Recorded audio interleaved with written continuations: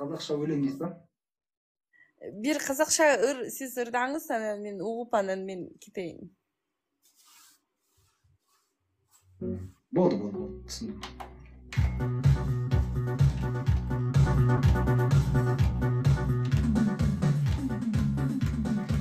Көрдім де бірден қадалдым, ұрлады есті жанарым, сұмдық қой мына билерім, жаныңа таяу барамын.